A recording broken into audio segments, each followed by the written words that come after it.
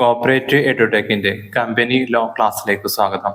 Kerala financial corporation assistant Kerala PSC പരീക്ഷാ syllabus പ്രകാരം 6ാമത്തെ മൊഡ്യൂൾ കമ്പനി ലോയിൽ constitution of board of directors ആണ് ഈ പാർട്ടിൽ ഉൾപ്പെടുത്തിയത്. ക്ലാസുകൾ ആദ്യമായിട്ട് കാണുന്നവർ ചാനൽ സബ്സ്ക്രൈബ് ചെയ്യുക. ക്ലാസിന്റെ നോട്ടുകൾക്ക് വേണ്ടിയിട്ട് ടെലഗ്രാം ഗ്രൂപ്പും. Constitution of board of directors എന്ന പാർട്ടിൽ ആദ്യം ബോർഡ് ഓഫ് ഡയറക്ടേഴ്സ് എന്താ എന്ന് പറയേണ്ടതുണ്ട്. BOD ഒരു കമ്പനിയുടെ ഏറ്റവും ടോപ്പ് ഗവേണിംഗ് അതോറിറ്റിയാണ് ബോർഡ് ഓഫ് ഡയറക്ടേഴ്സ്, അല്ലെങ്കിൽ കമ്പനി ബോർഡ്, ഡയറക്ടർ ബോർഡ് എന്നൊക്കെ അറിയപ്പെടുന്ന board of directors. It represent the owners and act as a trustee of their money. ഒരു കമ്പനിയുടെ യഥാർത്ഥ ഉടമകൾ ഇക്വിറ്റി ഷെയർ ഹോൾഡേഴ്സ് അല്ലെങ്കിൽ ഷെയർ ഹോൾഡേഴ്സ് ആണ്. എന്നാൽ അവരല്ല കമ്പനി മാനേജ് ചെയ്യുന്നത്. അത് ഡയറക്ടർ ബോർഡ് വേറെയാണ്. മാനേജ്മെന്റും കൺട്രോളും രണ്ടായതിനാൽ തന്നെ അവിടെ കോൺഫ്ലിക്ട്സ്, പല ഇഷ്യൂസിന് കാരണമുണ്ട്. ആയതിനാൽ ഡയറക്ടർ ബോർഡാണ് യഥാർത്ഥത്തിൽ ഇവിടെ ഷെയർ ഹോൾഡേഴ്സിന് വേണ്ടിയിട്ടുള്ള കാര്യങ്ങൾ ചെയ്യുന്നത്. The represent the owners, that means shareholders, and act as trustees of their money. While managers handle daily operation, the board makes strategic decisions such as expansion, merger, policies and compliance.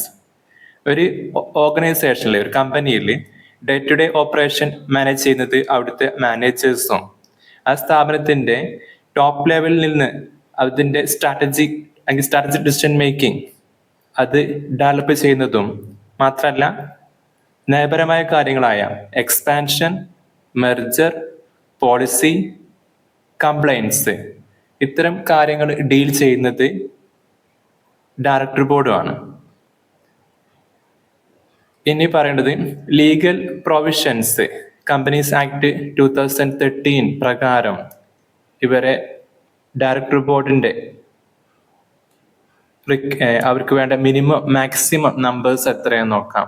The law require every company have a board. ഈ ബോർഡിൽ എത്ര minimum number വേണം?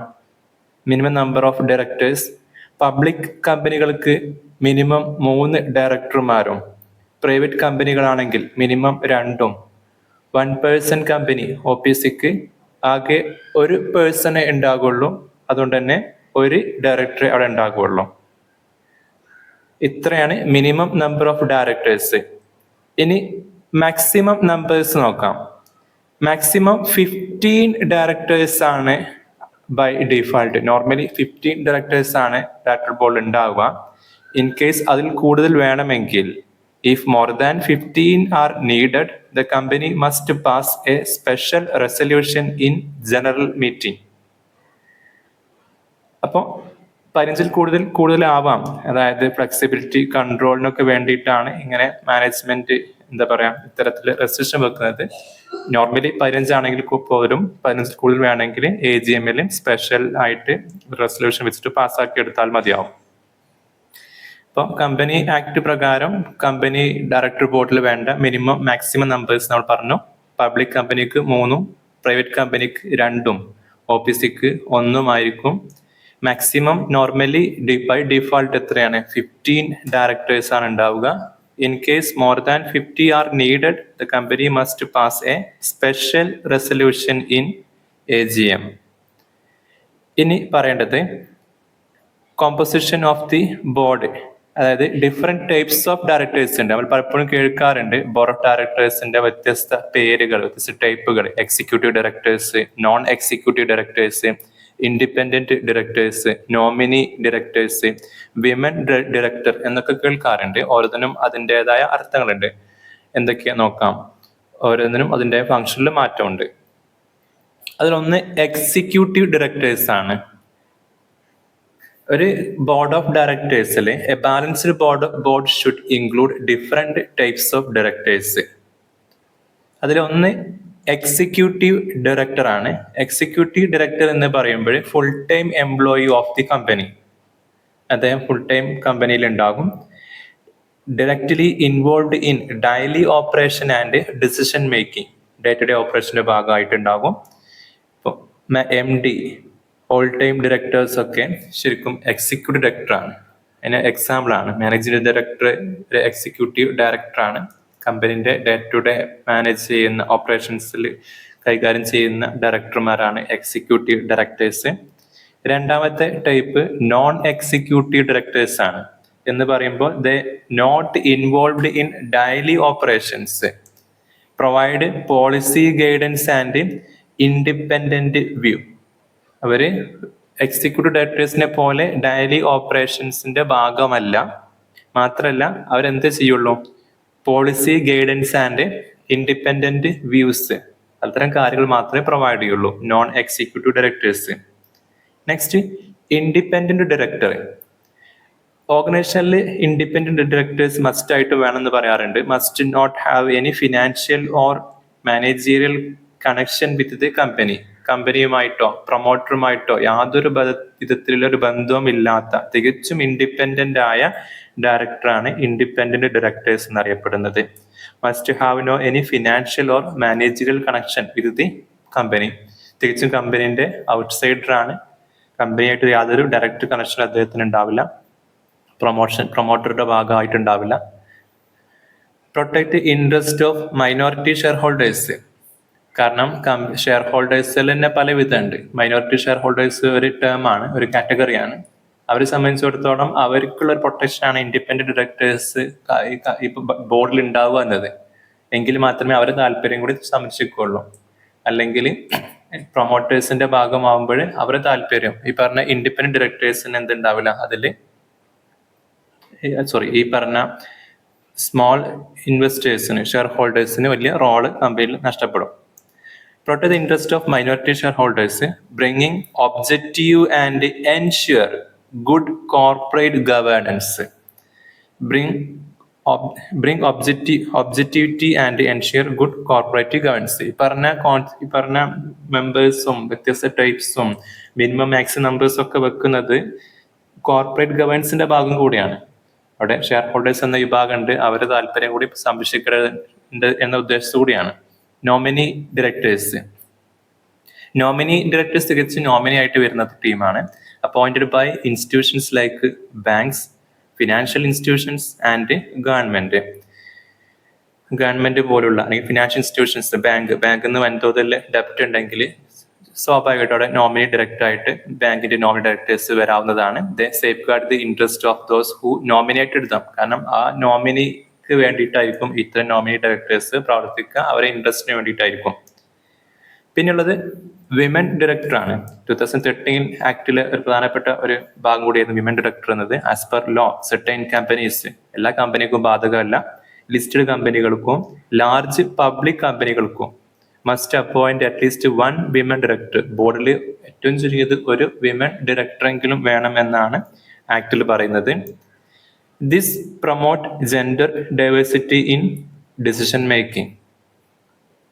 Women director പ്രധാനപ്പെട്ട ഒരു point ആണ്.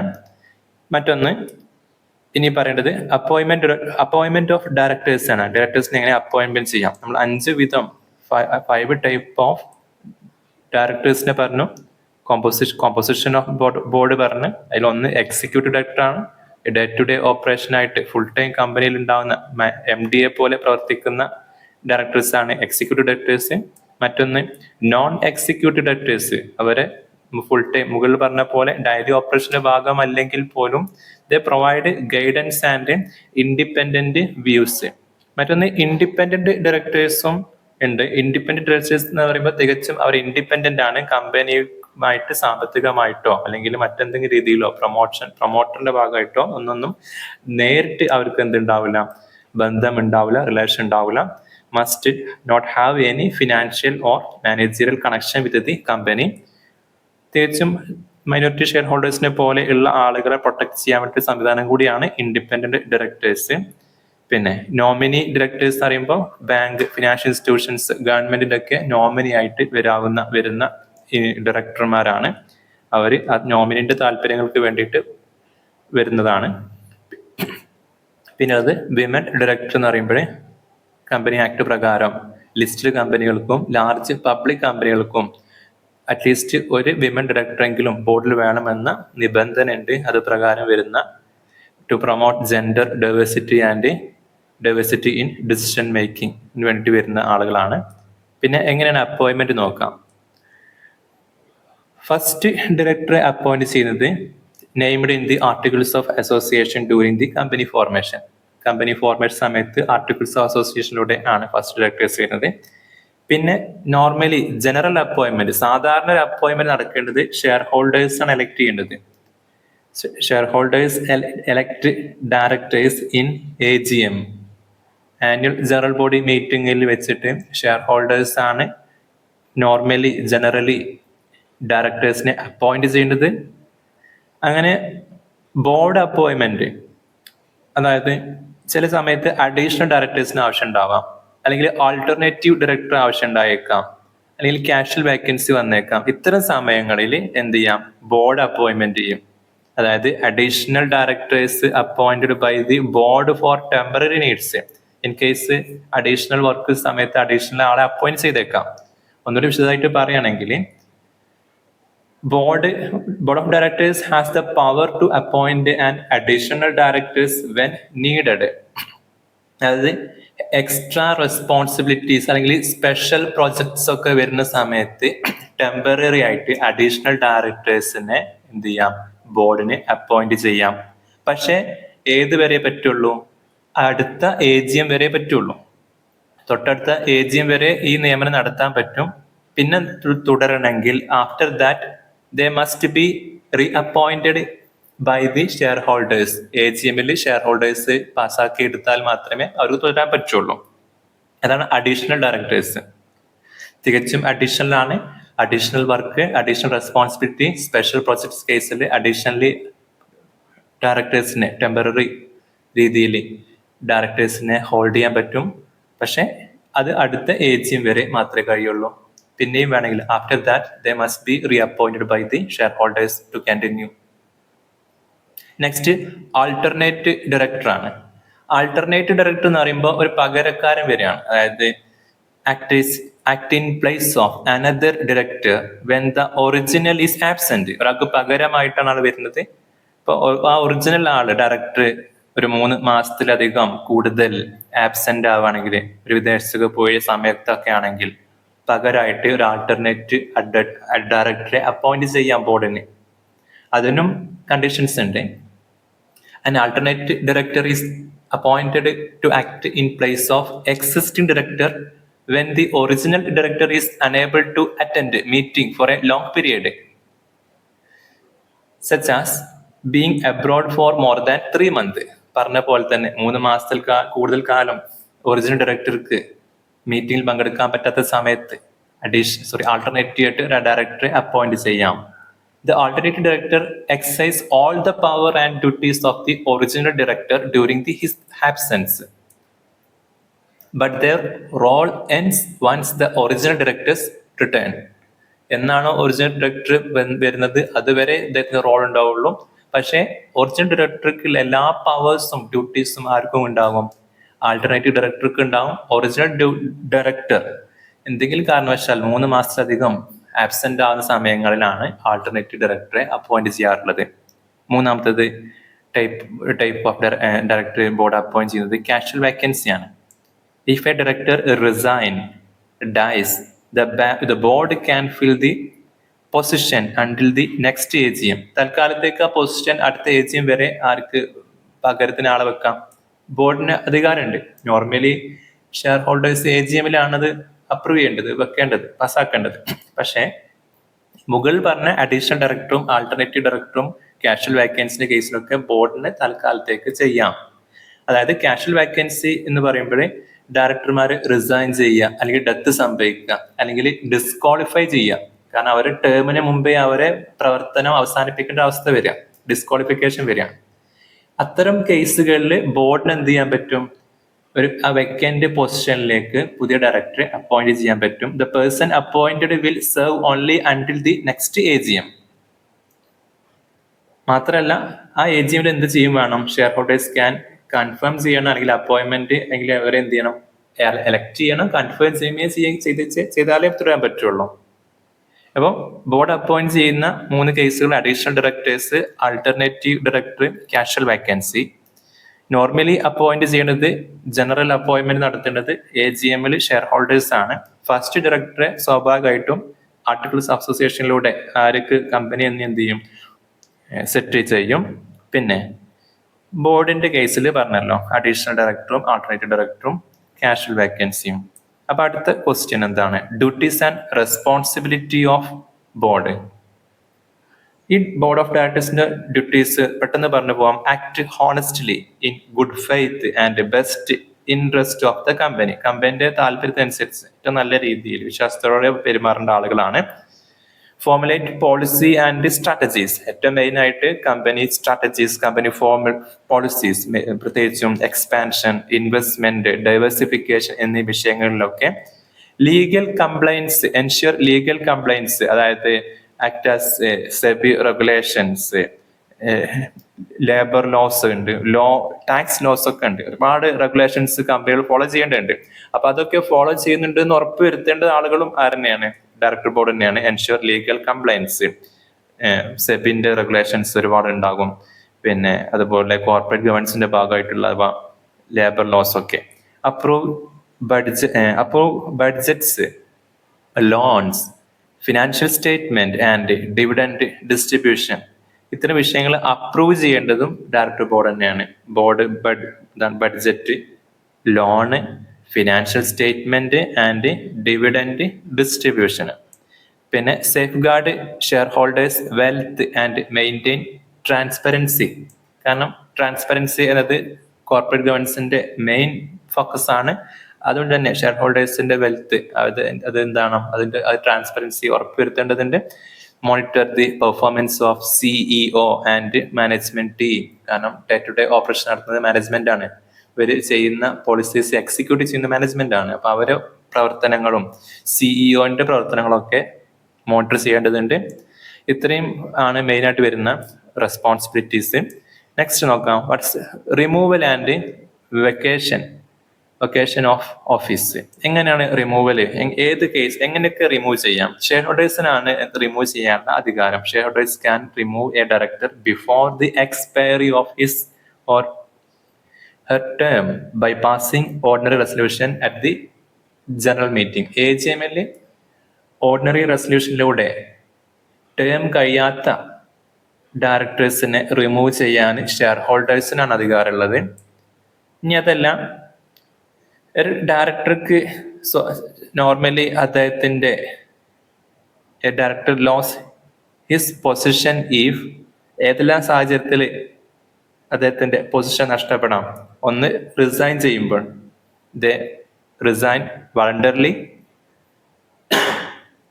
പിന്നെ they are disqualified. ചില കേസുകൾ ഡിസ്ക്വാളിഫൈ ചെയ്യപ്പെട്ടേക്കാം. ഇൻസോൾവെന്റ് ആകുമ്പോഴോ, ക്രിമിനൽ ഒഫൻസ് വരുമ്പോഴോ, മെന്റൽ ഇൻകപ്പാസിറ്റി വരുന്ന സമയത്തൊക്കെ ഡിസ്ക്വാളിഫിക്കേഷൻ സംഭവിക്കാം. അങ്ങനെ പൊസിഷൻ നഷ്ടപ്പെടാം. അല്ലെങ്കിൽ they fail to attend board meeting for 12 months,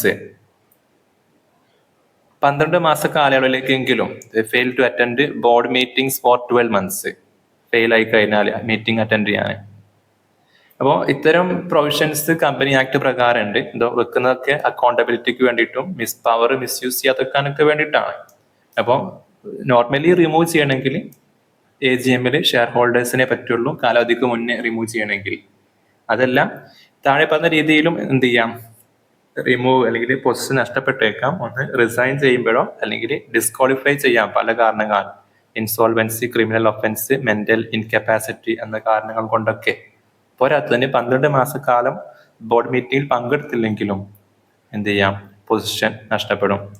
ഇനി importance of proper constitution of board. ഒരു പ്രോപ്പർ കോൺസ്റ്റിറ്റ്യൂഷൻ എന്താണ് അതിന്റെ കാര്യം? മുമ്പ് സൂചിപ്പിച്ചല്ലോ, വ്യത്യസ്ത തരത്തിലുള്ള ടൈപ്സ് ഓഫ് ഡയറക്ടേഴ്സ് ഉണ്ട്. അപ്പോൾ ഒരു കോമ്പോസിഷനും ആവശ്യമുണ്ട്.